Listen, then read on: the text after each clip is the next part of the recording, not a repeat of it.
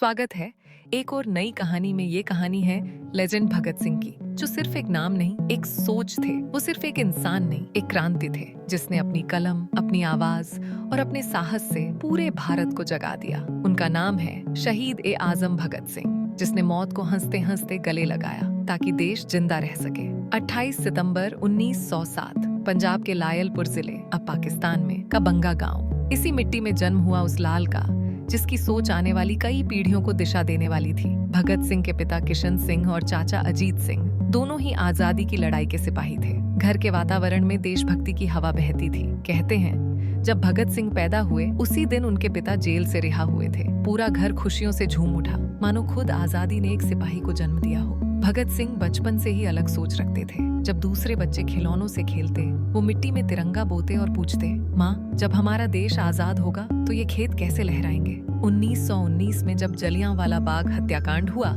भगत सिंह सिर्फ 12 साल के थे, लेकिन उस घटना ने उनके दिल पर गहरा असर छोड़ा।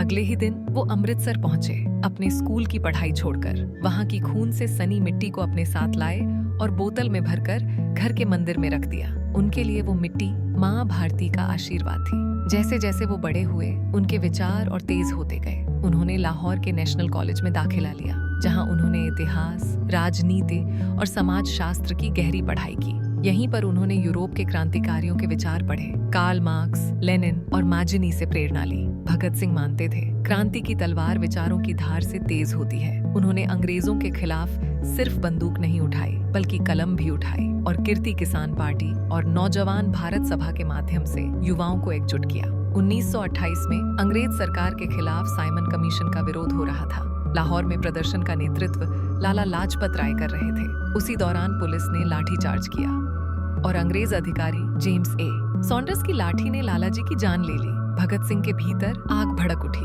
उन्होंने कहा, लाठी का जवाब गोली से देंगे। उन्होंने अपने साथियों राजगुरु और सुखदेव के साथ मिलकर सॉन्डर्स की हत्या की योजना बनाई।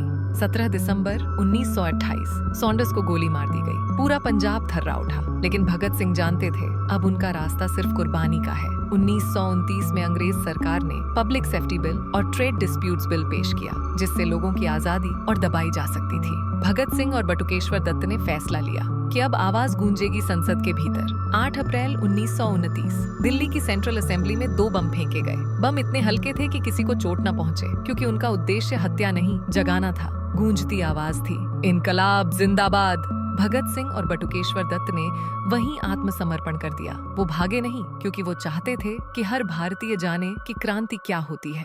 जेल में भी भगत सिंह ने संघर्ष जारी रखा। उन्होंने राजनीतिक कैदियों के अधिकारों के लिए भूख हड़ताल की। 116 दिन तक बिना भोजन के रहे, सिर्फ एक उद्देश्य के लिए, हम कैदी नहीं, आजादी के सिपाही हैं। उनके लेख, उनके विचार, मैं नास्तिक क्यों हूँ जैसे लेख आज भी युवाओं को सोचने पर मजबूर करते हैं। उन्होंने कहा, मरना आसान है, पर जिंदा रहकर देश के लिए लड़ना सबसे बड़ा साहस है।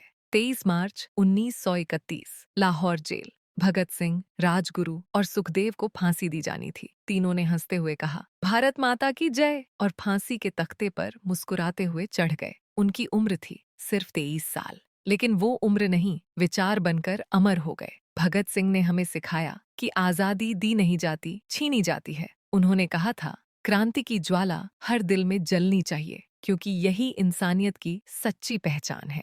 आज भी जब कोई युवा अन्याय के खिलाफ बोलता है तो इतिहास फुसफुसाता है, वो भगत सिंह का वारिस है।